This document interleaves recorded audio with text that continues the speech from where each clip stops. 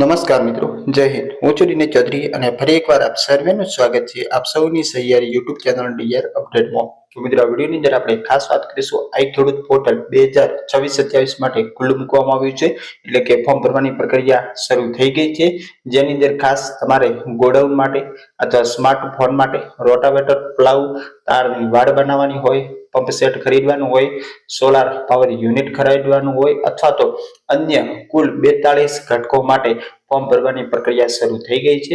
Online ઘરે બેઠા તમે મોબાઈલથી પણ ફોર્મ ભરી શકો. એના વિશેની સંપૂર્ણ વિગતવાર વિડીયો માહિતી આ વિડીયોની અંદર મેળવીશું, તો ખાસ વિડીયો છેલ્લે જોતા રહેજો અને ચેનલ પર નવો તો સબસ્ક્રાઇબ કરી બેલ આઇકન પ્રેસ કરી દો, એટલે કે એક એક ઘટકની તમને સંપૂર્ણ માહિતી મળી જશે. તો ચાલો વિડીયો શરૂ કરીએ. મિત્રો, ખાસ વાત કરવામાં આવે તો ખેતી નિયામક શ્રીની કચેરી ગુજરાત રાજ્ય દ્વારા 25/3/2026 ના રોજ આ પરિપત્ર જાહેર કરવામાં આવ્યો છે. વર્ષ 2026-27 માટે આઈ ખેડૂત પોર્ટલ પર અરજીઓ મેળવવા પોર્ટલ ખુલ્લું મૂકવા બાબતેનું પરિપત્ર છે, જેની અંદર જણાવવામાં આવ્યું છે કે સવિનય ઉપરોક્ત વિષયને જણાવવાનું કે વર્ષ 26-27 માટે ખેતીવાડી ખાતાની વિવિધ સહાય યોજનાનો લાભ લેવા માટે આઈ ખેડૂત પોર્ટલ ઉપર તમે 27/3/2026 થી ફોર્મ ભરવાના શરૂ થશે અને 26/4/2026 એટલે કે 31 દિવસ સુધી તમે ઓનલાઈન ફોર્મ ભરી શકશો. એ ધ્યાને લઈ આપના જિલ્લા વિસ્તરણ તંત્ર મારફતે સ્થાનિક વર્તમાનપત્રોમાં સામેલ પ્રેસ નોટ પ્રસિદ્ધ કરવા અને લોકલ ટીવી ચેનલ મારફતે ખેડૂત વર્ગની અંદર બહોળા પ્રમાણની અંદર પ્રચાર કરવા બાબતેનું પરિપત્ર છે.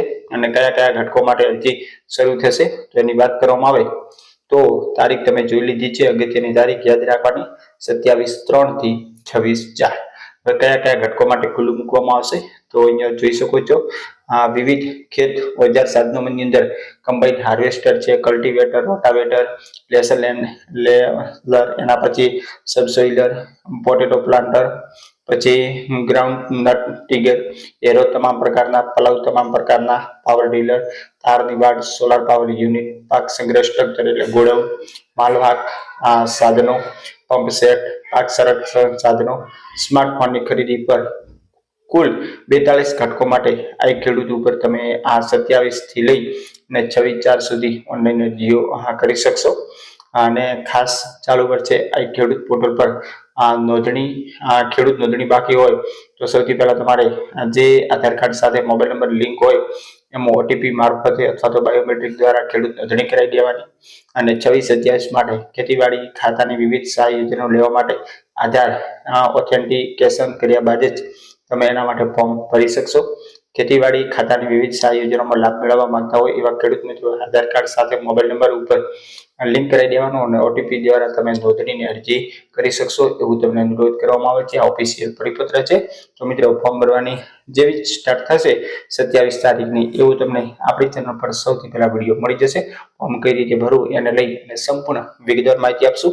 ફરી મળીશું નવી અપડેટ સાથે નવા વિડીયોની અંદર. ત્યાં સુધી જય હિન્દ, જય ભારત. Thanks for watching.